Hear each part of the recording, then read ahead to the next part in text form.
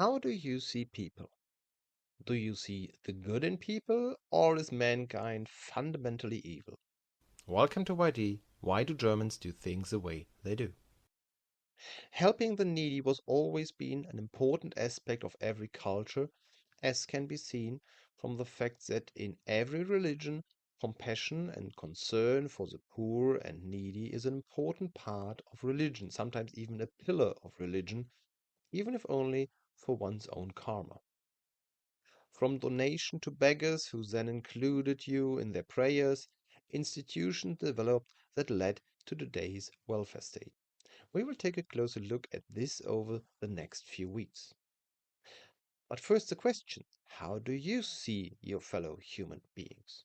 As good or as evil? There's a debate in Germany about whether the unemployed should be checked as before to see whether they are applying regularly and trying to get a job again. Some are talking about an unconditional basic income that should be given to people. Others claim that nobody would work if people were simply given money.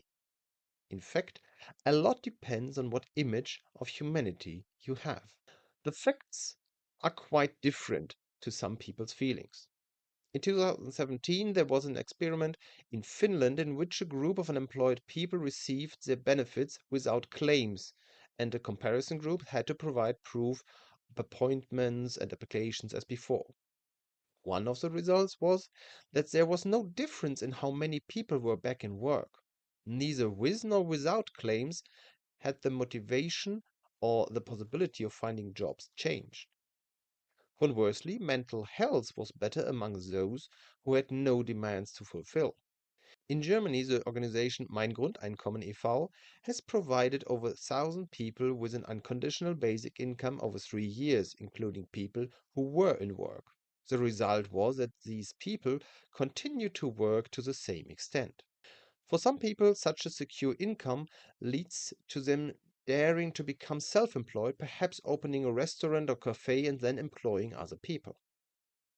So it's not the case that people become lazy as a result. And various ways were calculated in which it was calculated that something like this could even be financed. So, no disadvantages and even better for health, which is advantageous in countries with a non profit healthcare system. So, why isn't this being implemented? As I said, it depends on how you see people. This feeling that something like this can't be right. This is perhaps similar to how many people are constantly calling for taxes to be lowered for companies. However, it's not the case that any company would not do business because there's too little profit left over at the end. As long as there is profit, there will be business. But admittedly, when implementing an unconditional basic income, it would be a particular challenge how to restrict the beneficiaries to only Germans or only residents or only EU citizens within the framework of European law without attracting more people than you would like. It is already the case that some people believe that many foreigners only come here because they want to live lazily at the German subsistence level on public money. But it's the same with the punishment of criminals. If someone is responsible for the death of another person, they should be executed or at least locked away for life, depending on the criminal law. Let's imagine we have a person who has killed 5 people, perhaps including children. There are many people who want to make this person pay for it. In the context of criminal offense, this might be sentenced as murder or multiple murder with multiple life sentences. But what if the whole thing was an accident in which the person was at fault, perhaps even driving drunk? Why was a person driving drunk? It was their own fault. But what if the person suffered an argument or a stroke or fate that day and got drunk as a result? And what if the person in question is a close relative, perhaps a father or mother, son or daughter, who was to blame for the accident? Does that change the opinion on punishment? This is also an interesting aspect in business life. At cattle markets in Germany, a contract to sell an animal at a certain price is sealed with a handshake. There is no need for contracts with precisely drafted clauses. The two people stand opposite each other and say what price they want or what price they want to pay, and keep holding out the hand. And at some point, they shake hands and the sale is perfect. Everyone is honest because trust is very important.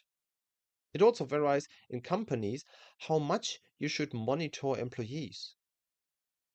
The boss must be able to send a well trained craftsman to a customer alone so you don't have to constantly look over their shoulder. When companies often work with many unskilled laborers, it almost seems as if there's much more supervision, as if they are not trusted. Similarly, in the home office, some believe that employees working from home would not do as much, would not be as productive. Even though numerous studies have looked at subjective productivity, which tends to increase, a recently published study from the USA showed that returning to office work did not lead to an increase in productivity.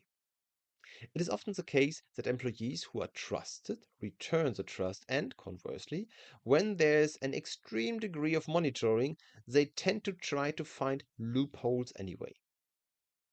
This thinking in black and white is, of course, also evident in politics and the press. The others, perhaps the foreigners, are of course evil and must be monitored, while only our own are good.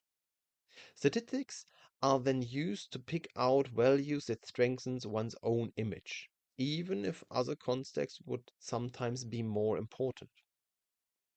And of course, the media favors bad news because it arouses more interest. And if there is no story, one is invented, as was recently the case with the Berlin policewoman in the Bild newspaper. How is it with you? Do people tend to be good, or can you not trust people? Remarks, additions, and comments in the comments. Thank you for your attention. See you in the next video.